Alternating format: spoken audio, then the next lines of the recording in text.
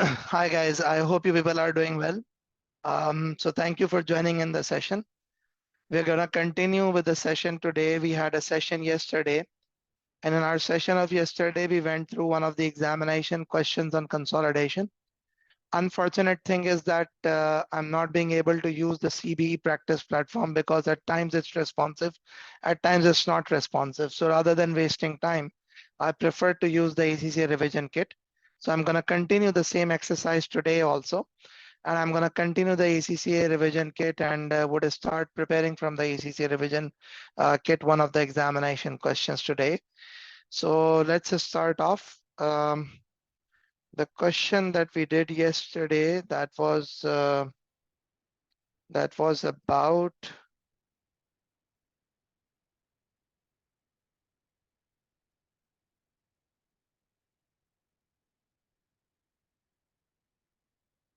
about this company, Sterling Company. So let's actually move a bit forward and let's discuss further.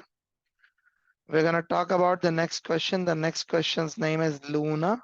It's called Luna. So we're going to go and we're going to start discussing about this question, Luna. The background to Luna company's question, let's just also see that what exactly is the requirement of the question. I hope that you people are able to see my Excel sheet also.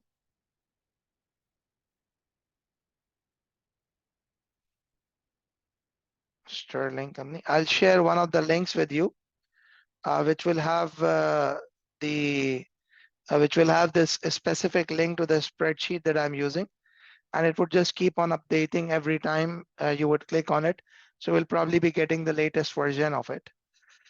So let's just start off with this question, Luna. It says Luna Company is the parent company of a group that operates in the pharmaceutical industry. All entities in the group have a financial year end of 31st of March. The current year end is 31st March 2006. So all of the entities have a financial year end of 31st March 2006. Now the following exhibits available below. What is the information that is there? It says provide relevant information to the question. Sale of shares in a Starlight Company. So there is a sale of shares. There is a sale of goods to Starlight Company. So there is a sale of goods also. Rocket Company provides example information about creation of Rocket Company. Eclipse Company. So it provides information about the acquisition of Eclipse Company.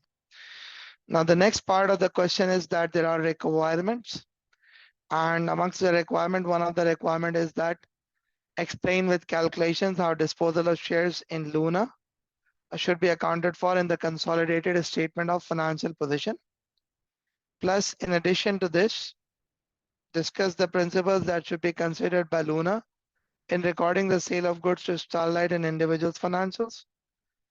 Prepare extracts that should be included in the consolidated statement of profit or loss. For the year ended so and so, so and so, your answer should include revenue, cost of sales, and the profit of a Starlight attributable to the non-controlling interest. Now let's just try to see the requirement of the question. Okay, so I've just pasted the requirements of the question, this Luna Company.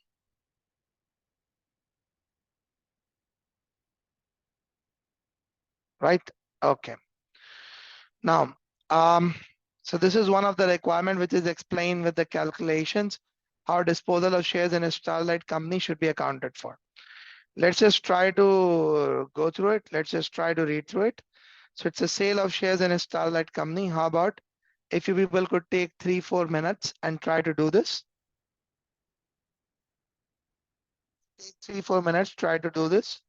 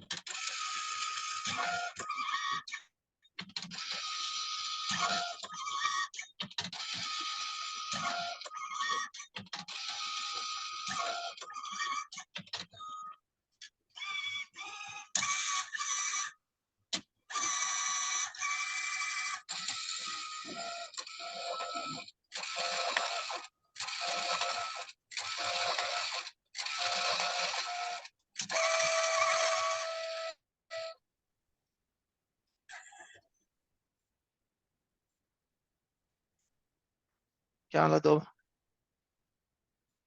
बना देना.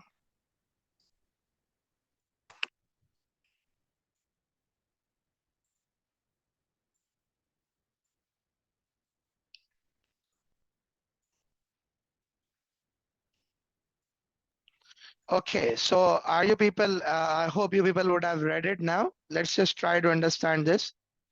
So basically, in this specific scenario, it says Luna company acquired its 80% equity interest in Starlight on 1st April 2002. Starlight had an issue 1 million equity shares and has not issued any shares for many years. Goodwill on acquisition was correctly calculated as 320,000, but subsequently been impaired by 15%. In 2004, Luna values the NCI at its fair value. The fair value of the net assets of Starlight at acquisition exceeded their carrying amount by 200,000. This all related to non-depreciable land, which is still owned by Starlight at 31st March 2006.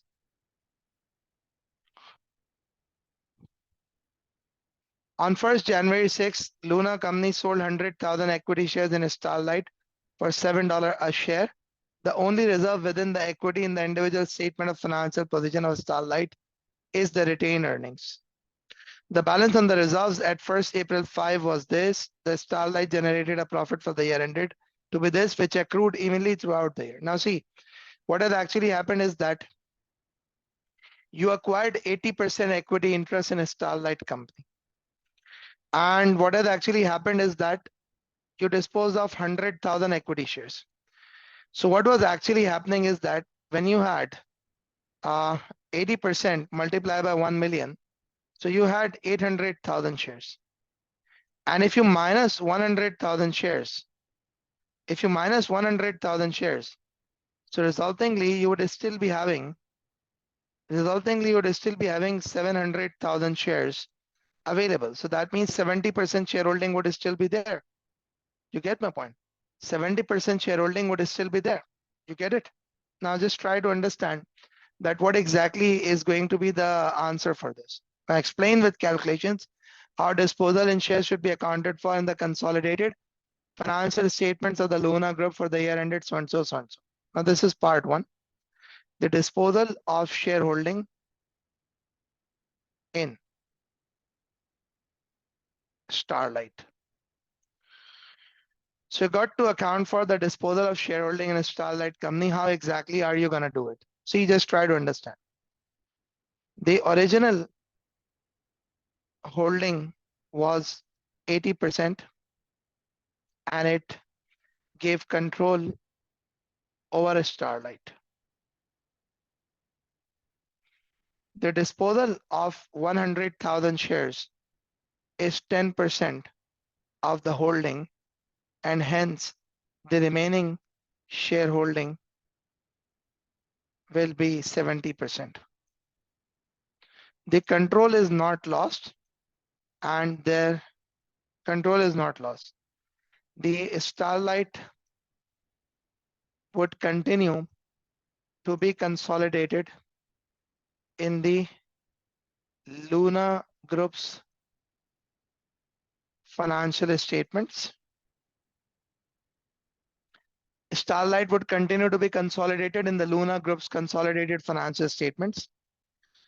A gain or loss on disposal is to be calculated, and it will be recognized within the equity.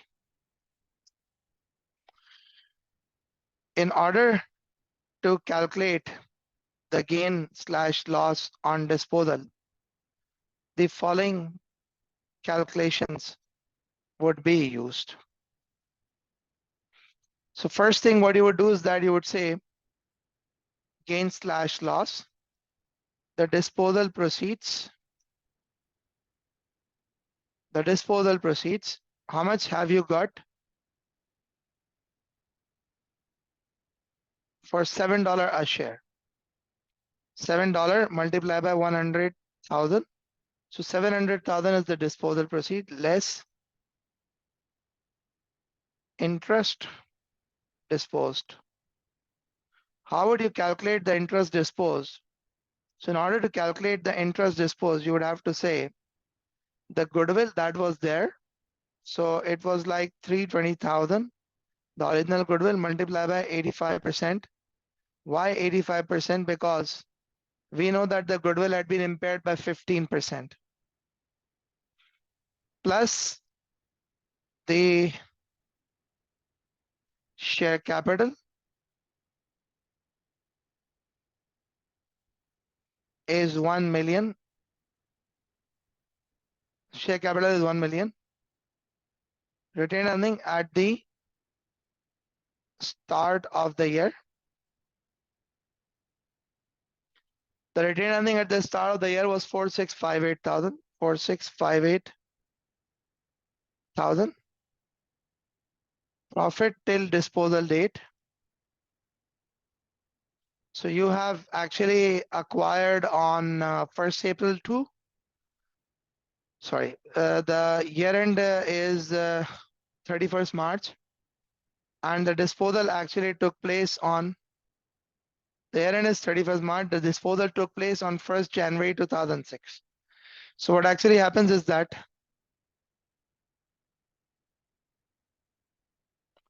165,056 divided by 12 multiplied by 9, because 9 months in the current year it was our subsidiary. Fair value adjustment for land at the time of acquisition, that was 200,000. Now, if you're going to multiply all of this, I'm just doing the formatting right. Okay, if you're going to add up all of this, you would say that basically this would mean that the whole of the subsidiaries carrying amount is the percentage disposed of is 10%. Is 10%, right? Hence, what is going to happen is that this is going to be this multiplied by this. So the gain or loss on disposal is going to be like this. 74,621. What have I done? I've simply calculated the net assets that were there. So on the basis of these net assets, I've been able to establish the gain on disposal.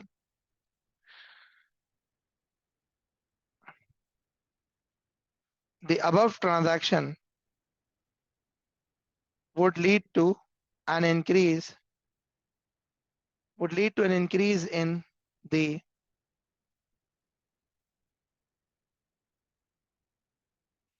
above transaction would lead to an increase in the non-controlling interest by 625,379 and a gain of 74,261 in the reserves directly. It could be in the equity, it could be in the other reserves, etc., etc. Let me know if you understand this. Let me know if you understand this transaction, please. Yeah, please let me know if you understand this transaction, please.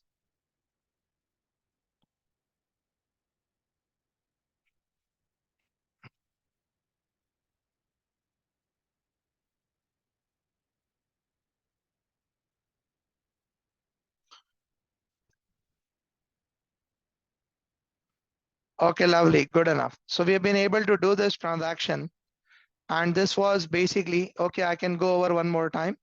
See, what happens was your original shareholding was 80% and you had control over this subsidiary.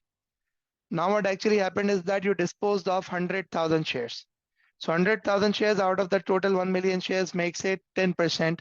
So you still have the control. That means you would still continue to consolidate the subsidiary.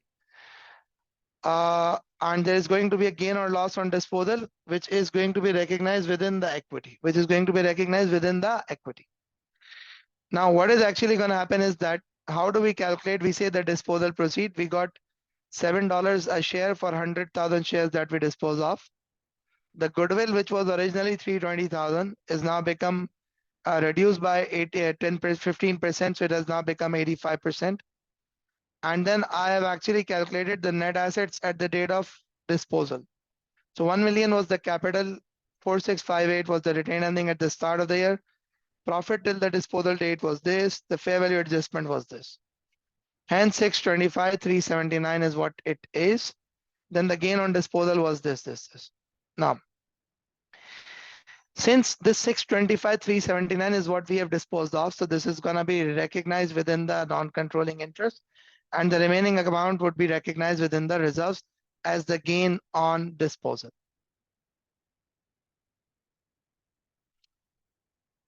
Shama, what's the problem? Are you not able to understand this? Do you need more explanation?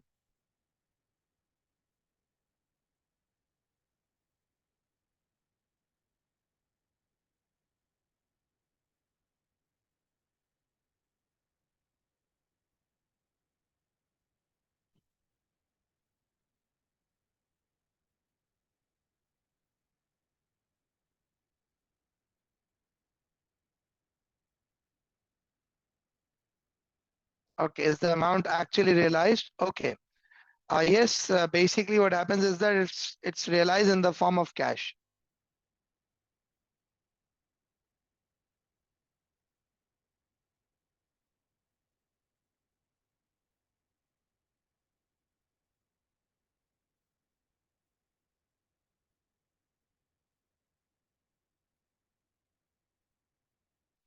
Right?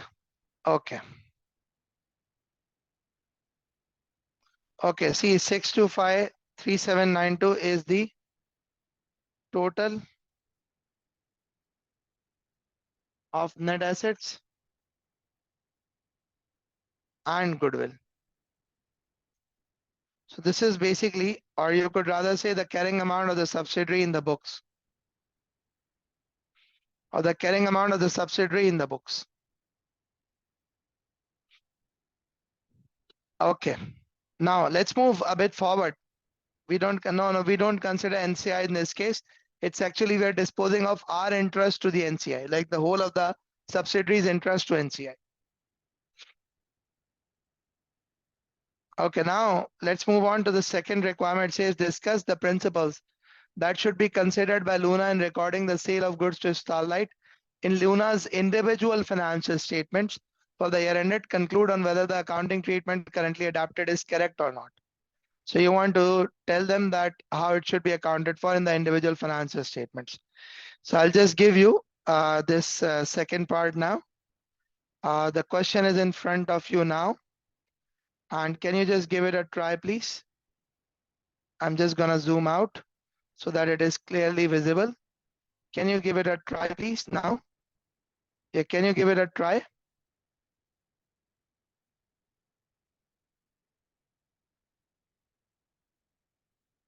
Part 2, sale of goods to Starlight. Let's just see how it is going to be accounted for in the individual financial statements.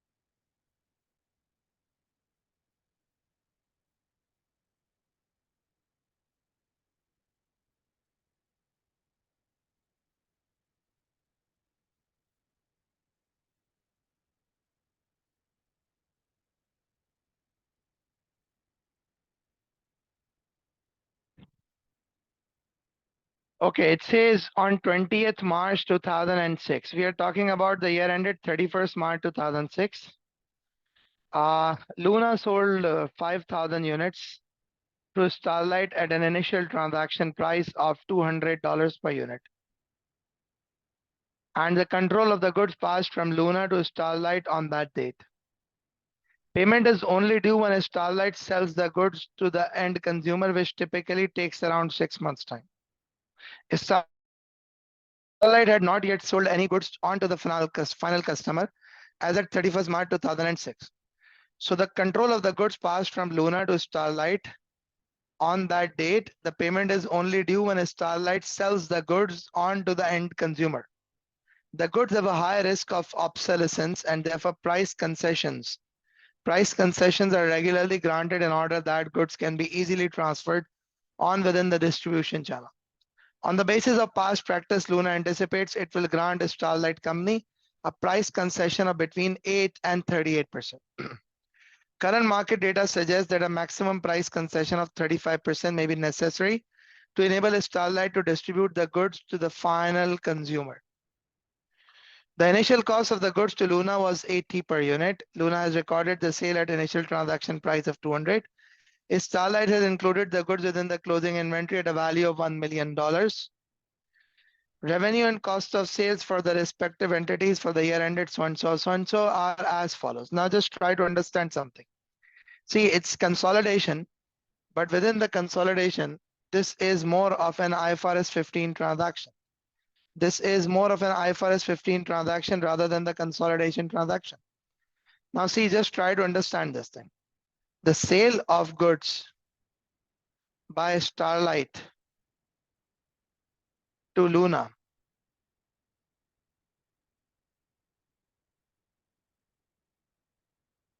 is a transaction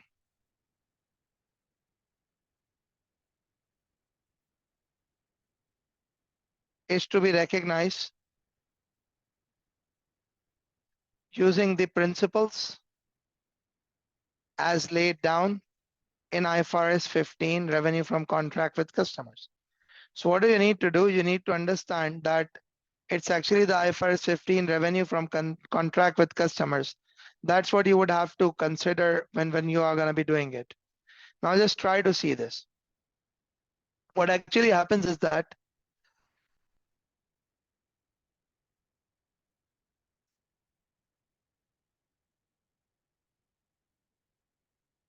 the transaction price for the, okay.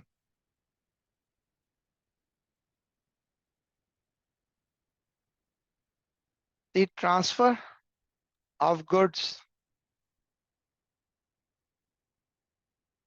leads to the satisfaction of performance obligation, and the revenue shall be recognized when the goods are transferred as on the basis of past experience. The goods will somehow be sold by Starlight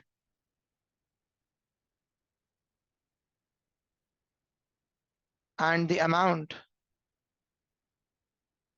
will be recovered by Luna. However, the revenue shall, the transaction price for the recognition of sales is to be determined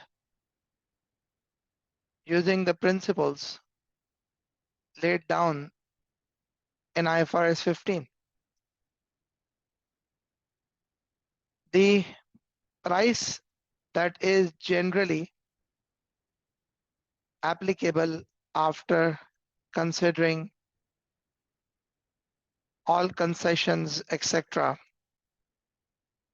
is between 8% and 38%. But in the current scenario,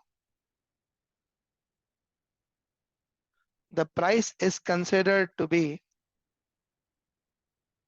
after the concession of 35%. Based on above, the revenue that should be recognized is to be adjusted by 35%, and hence selling price of each of the units shall be 200 multiplied by 65% equals 130. The total sales recognized is required to be reversed by 200 minus 130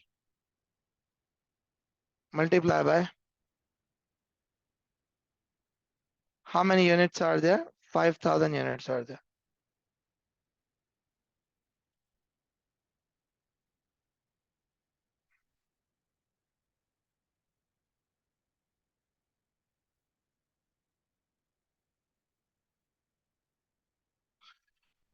So it is to be reversed by 350,000, right? What is it to be done? It is to be reversed by 350,000.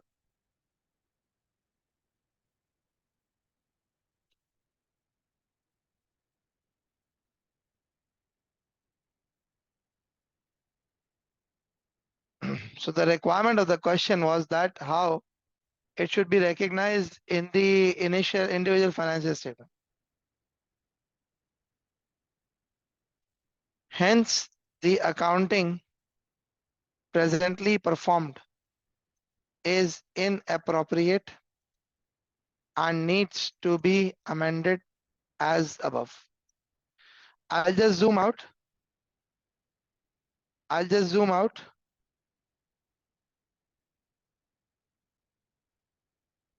And I will allow you people to just have a look at it. I hope it's visible. Can you just look at it and can you just confirm that it is all okay for you?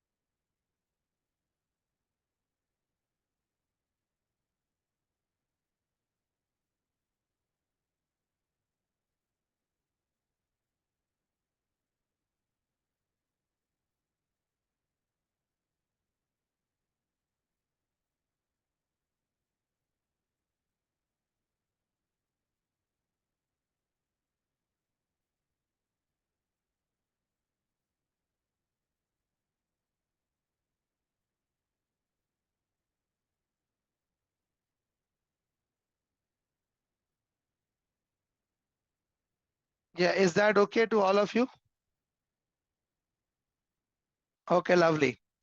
Now it says the third one of them is using exhibits 1 and 2 only. Present extracts that should be included in the consolidated statement of profit or loss of the Luna Group for the year ended so and so, so and so. Your answer should include the revenue and the cost of sales and the profit. Now,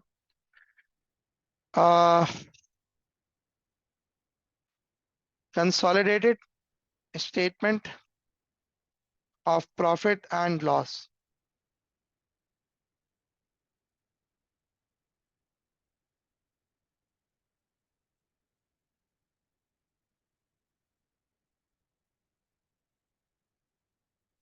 Now, consolidated statement of profit and loss. Now, what's going to happen is that we have to use exhibit 1 and we have to use exhibit number 2.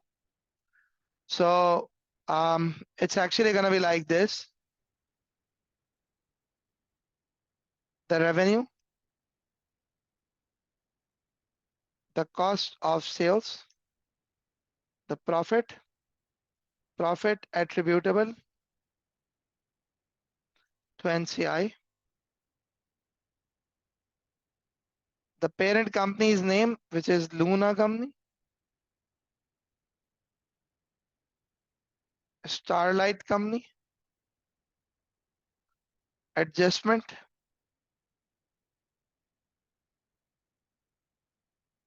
consolidation.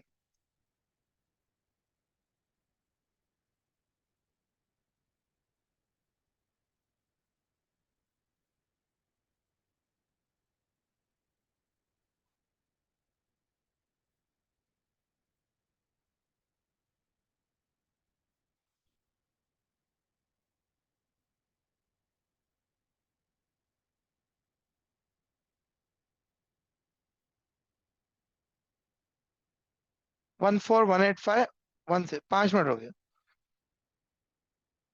11042120.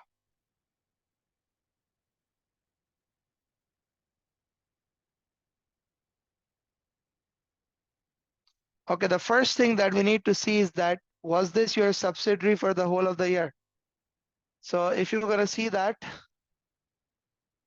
yes, we acquired it and it was subsidiary for the whole of the year.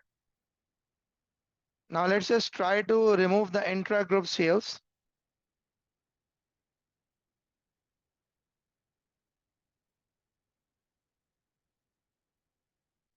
It's like 5,000 unit multiplied by 200.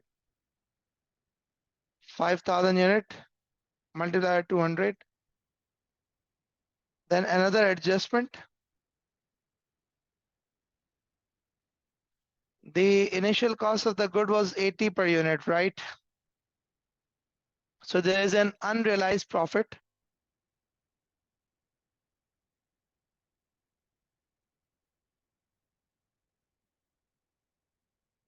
Minus 350,000 minus 350,000.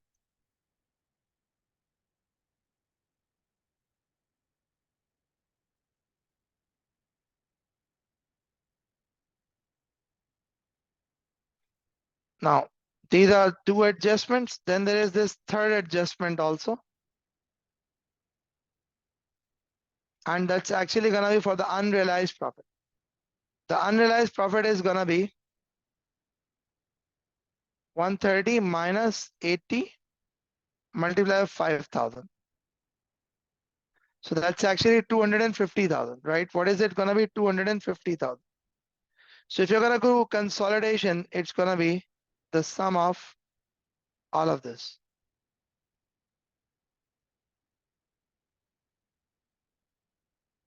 It's going to be the sum of all of this. Hence, the profit is going to be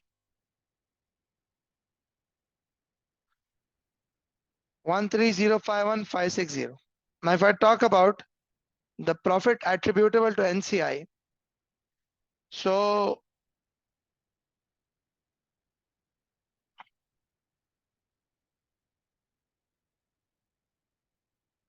what actually happens is that subsidiaries profit attributable to NCI. So post acquisition profit of subsidiary multiply by 9 divided by 12 multiplied by 20%. Post acquisition profit of the subsidiary 3 upon 12 multiplied by 30%, because initially we had a 20% NCI and then it became 30% NCI. So basically the profit attributable to NCI is gonna be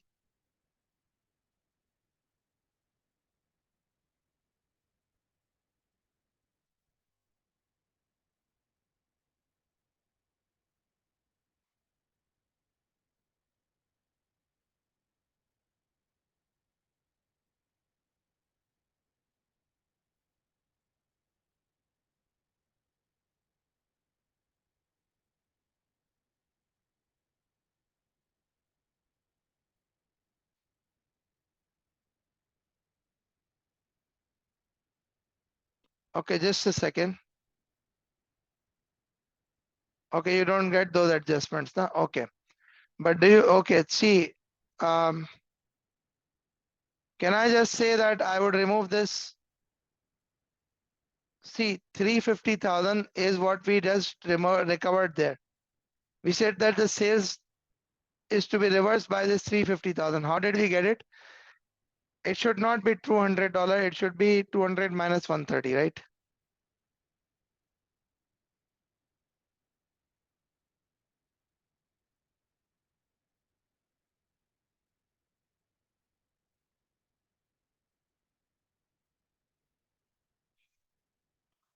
Okay, here the unrealized profit is gonna be 200 minus 80 into 5,000. So basically, this is what it is going to be. Now let's just try to understand that how do we get, because you see, this subsidiary was your subsidiary for, I mean, like for 9 months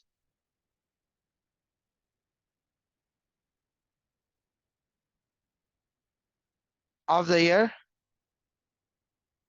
we had a 20% share. For 3 months of the year, we had 30% share. V means NCI. So profit attributable to NCI is gonna be this. And this is what the examiner was asking us to show. This is what the examiner was asking us to show.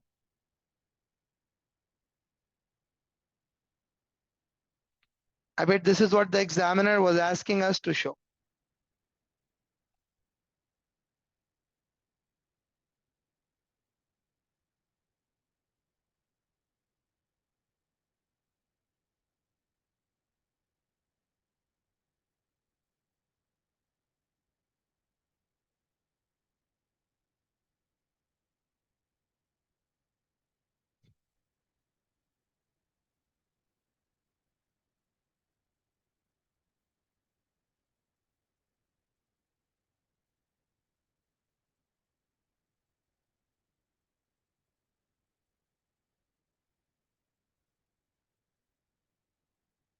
Do you get it now? Yeah, do you people get it?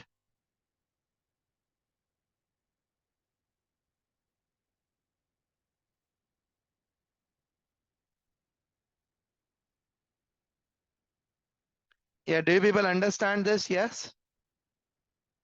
Okay, why two figure for NCIC? What happens is that you had 20%, the NCI was 20% for the first 9 months, and then NCI became 30%. So therefore we have to do proportionate. So one figure, this is the answer. It's just that I've done one calculation for 9 months, one calculation for 3 months. So the total sum is this.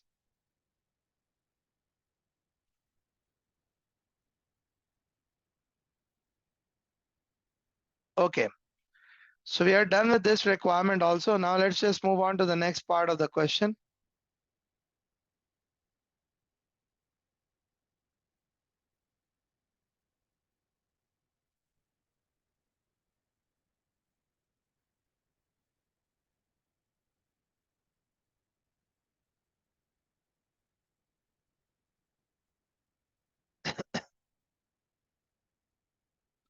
Okay, now it says discuss how the investment in Rocket and the sale of property should be accounted for in the consolidated financials of Luna Group. So let's just go through this adjustment. Yeah, take 5 minutes. Try to do this.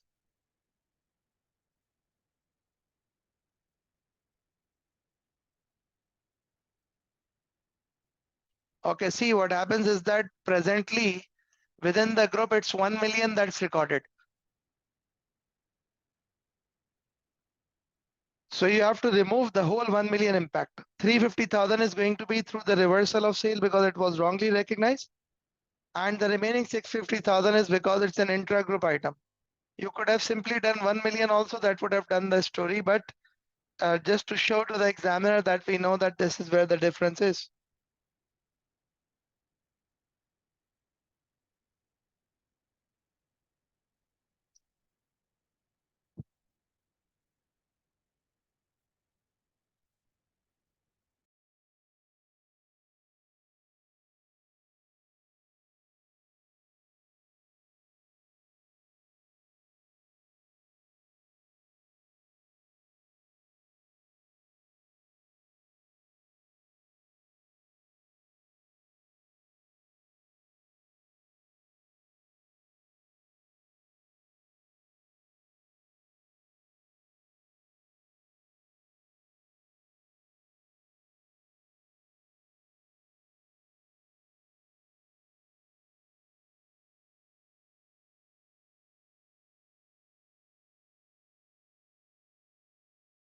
Yeah, please go ahead, do this rocket company.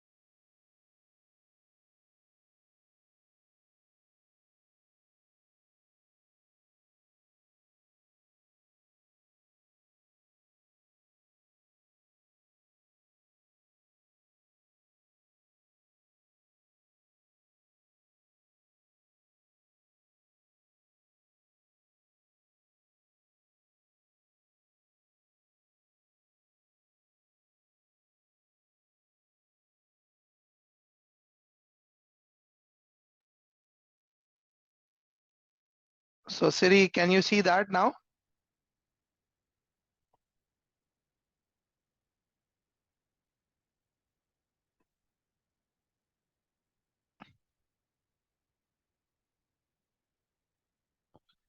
Okay, let's move a bit forward and let's discuss further. It says on 1st April 4, Luna had an unconnected third party established a joint arrangement involving the creation of a joint venture. Each venturer paid $6 million in cash to the newly created entity, Rocket Company, in exchange for a 50% interest in the equity shares. Rocket has earned profits for the year of this in the years ended 31st March 5 and 6. Additionally, Rocket Company paid dividends to both Luna and the other venturer of $15,000 each in the current year. This was the first time Rocket had paid dividends to the investors. On 31st March, Luna Company transferred a property to Rocket for a proceeds of $8 million, which is agreed to equal to market value of the property on that date. The carrying amount of the property in finances of Luna at this date was $10 million. So now, let's just try to understand this thing.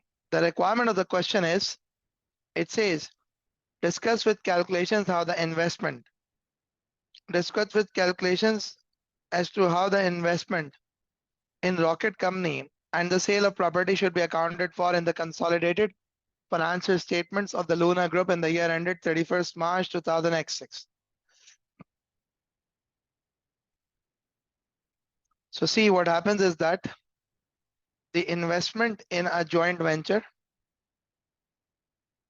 is accounted for using the equity method of accounting as laid down in IAS 28.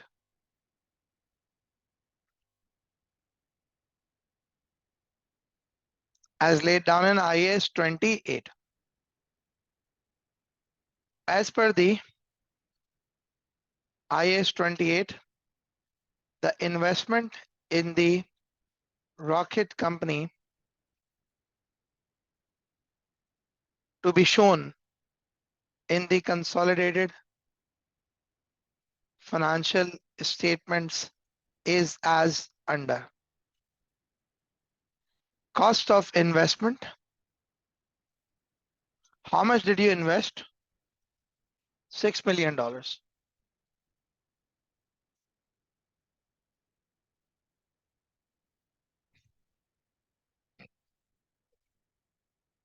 Post-acquisition profits.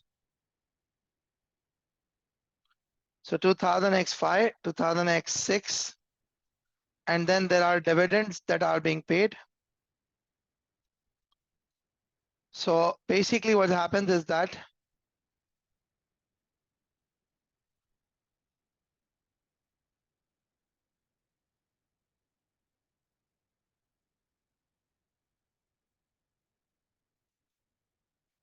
$15,000 is the profit that is being paid to each of the investor. So hence resultingly what happens is that this is a total of post-acquisition reserves.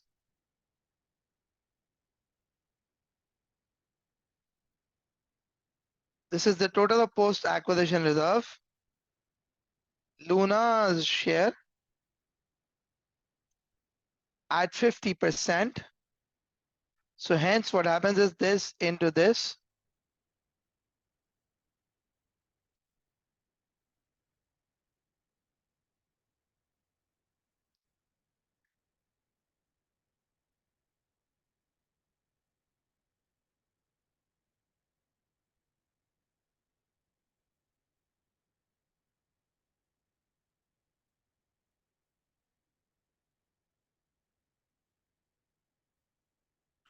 Okay, now let's just try to understand. It says discuss with calculations how investment in Rocket Company and the sale of property should be accounted for. Now see, this is one thing. The carrying amount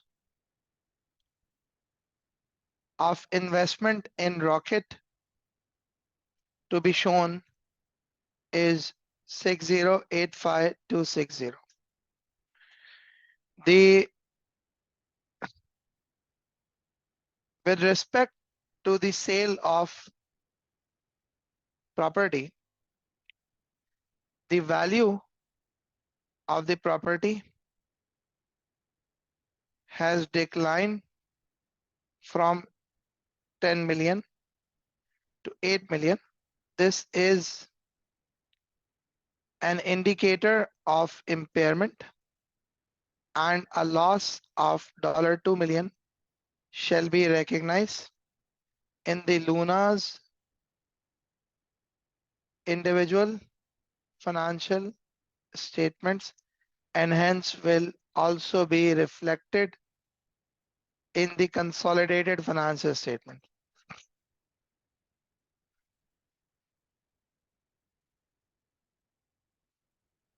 And also reflected in the consolidated financial statements.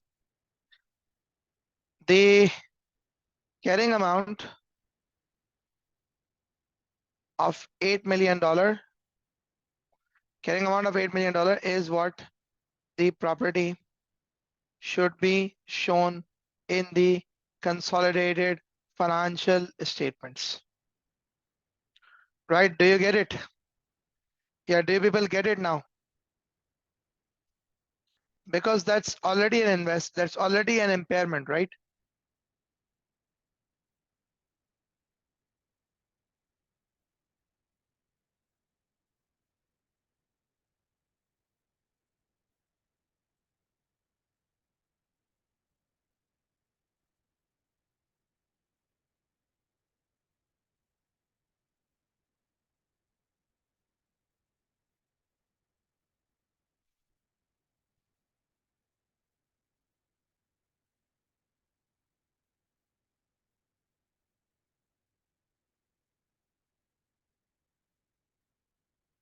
Yeah, do you understand this, please? If there is any question in this, do let me know.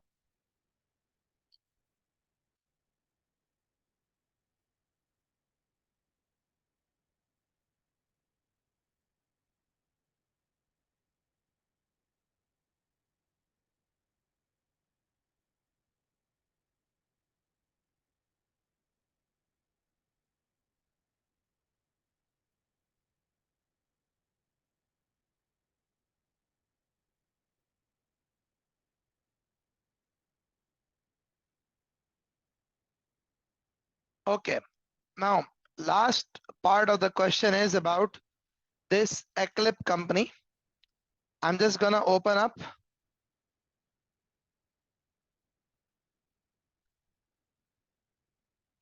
transfer of property is actually the sale of property, na? So the property that Luna actually sold. So that is actually the transfer of property.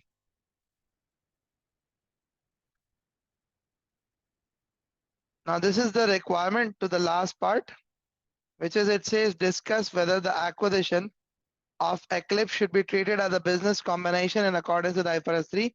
Your answer should consider whether the skill experience of the team of scientists can be recognized as separate asset.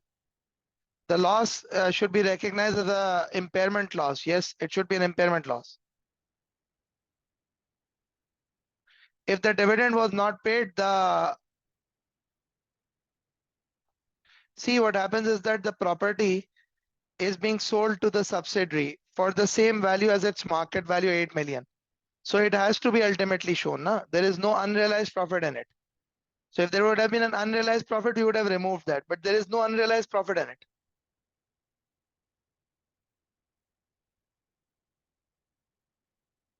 Okay, thank you very much about it.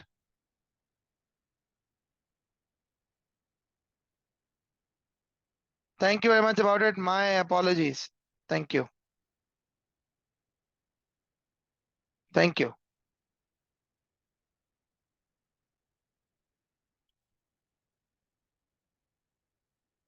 Thank you. It should not be shown in the consolidated financial statement. Thank you about it. My apologies. Because it's not a subsidiary. Okay, can you people do question?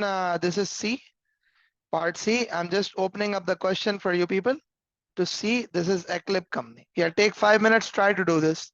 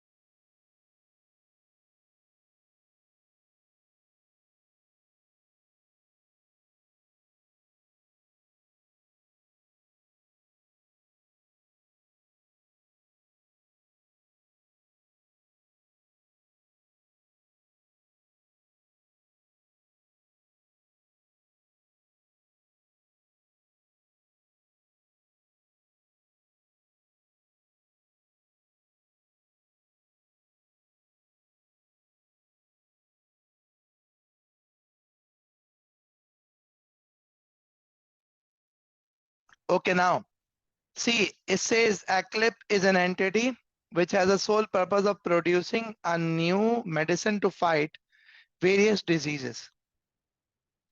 Having secured a license to do so following successful initial trials. 𝗂𝗏𝗃 company's employee consists of a highly skilled team of scientists. There's also a small support team under contract who carry out various administrative and accounting functions. Clinical tests undertaken by the team of scientists have been extremely encouraging, and it is expected that the medicine will be in the market sometime within the next year. On 31st March 6th, Luna acquired 100% shares of 𝗂𝗏𝗃. It also decided it would be important to retain the contracts of the team of scientists, although not the administrative employees, as there were considerable specialized knowledge and experience within the team. The only assets recognized in the financials of 𝗂𝗏𝗃 at 31st March consisted of the license to manufacture the medicine and related development costs. However, Luna estimated it was worth paying an extra 1.5 million consideration in order to secure the skills and experience of the team of scientists. Now, the requirement is discussed whether acquisition should be treated as a business combination. Your answer should consider whether skills and experience of team can be recognized as separate identifiable assets. Now see, what happens is that, just try to understand this. Basically, in order for our transaction to be considered as business combination, in order for the transaction to be considered as business combination, it is necessary that the acquiree should be a business. Business means a set of activities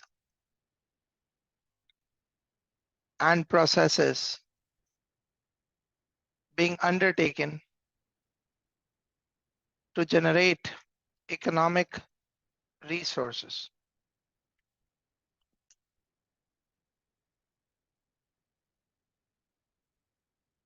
Business means a set of activities and processes being undertaken to generate the economic resource. Although, with respect to the 𝗂𝗏𝗃 company, the only assets in its financial statements are the licenses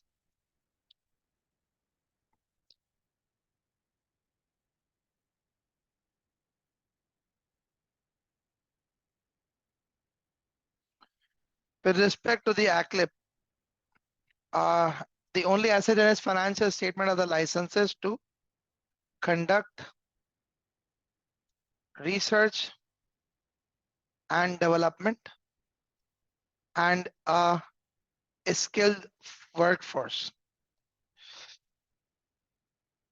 But the license and the other activities that exist actually facilitate the process of developing the medicine, and hence this is considered to be a business activity.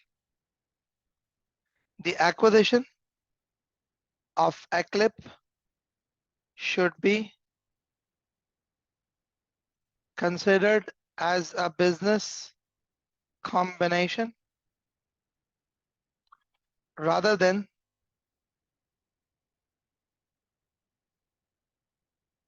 acquisition of assets. So the acquisition of 𝗂𝗏𝗃 should be considered as a business combination rather than acquisition of assets.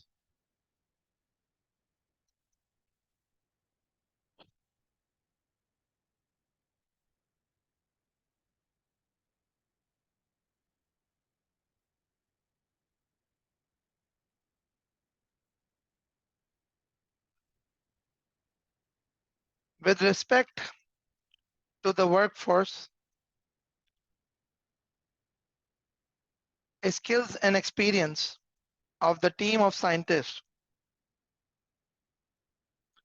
the same cannot be recognized as separate identifiable net assets because these are usually beyond the control of the investor.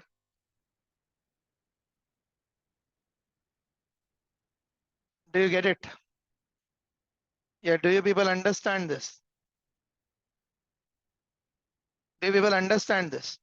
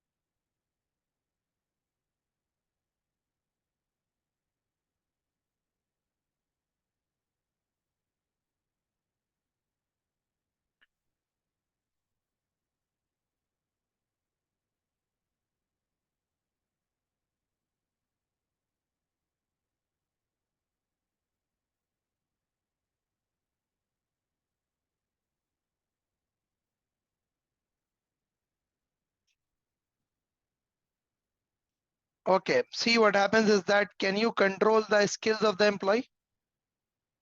Can you control the skills of the employee? An employee is there, but you cannot control his skills. You cannot control his experience.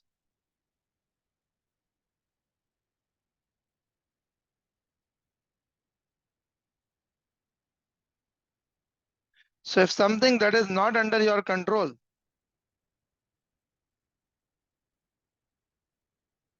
if something that is not under your control, you cannot recognize that as an asset.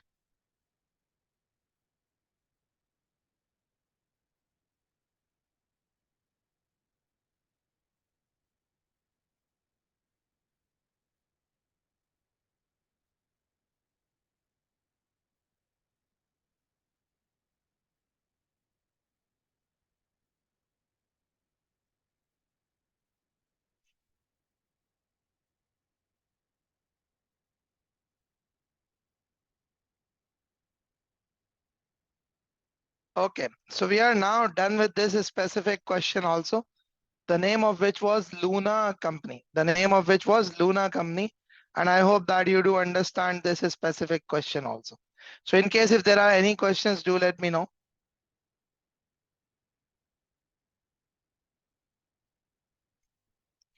I think there was some discussion.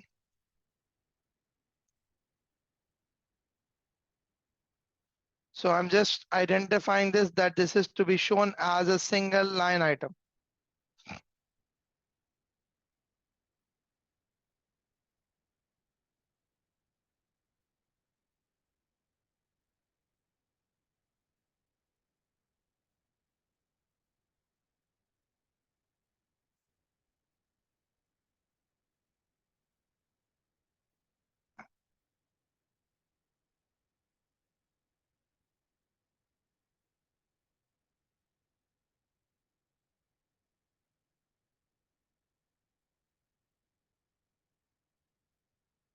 Right? Okay, so if there is any question, do let me know. I'll be happy to answer. You don't get the sale of non-current asset. Okay, Larib, what's the issue with sale of non-current assets? What exactly is the problem? See, it says that the non-current asset was sold for 8 million, which was equal to its fair value. The net book value in the books was 10 million. So if it was sold for 8 million, which was its net market value, so that means after all, there has been an impairment, and this impairment loss should be recognized in the holder of that asset. So originally the asset was with the Luna, so they should recognize this 2 million loss.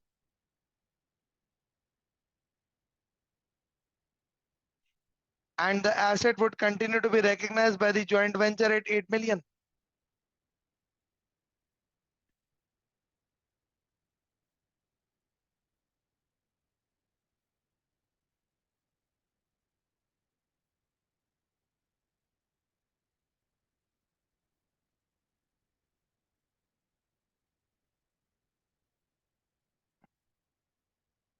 Do you get it now?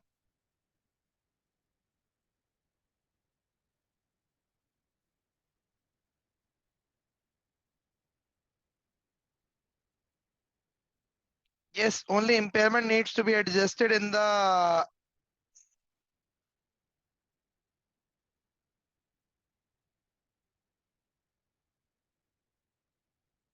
seller's financial. No loss on disposal is there. It is an impairment loss. It's an indication of impairment. Don't worry, Yannick. I will be doing question 3, 4 also. Let me just do 1 or 2 more consolidation questions. I'll be doing those questions 3 and 4 also. Don't worry about it. We have got many days of practice sessions ahead, inshallah.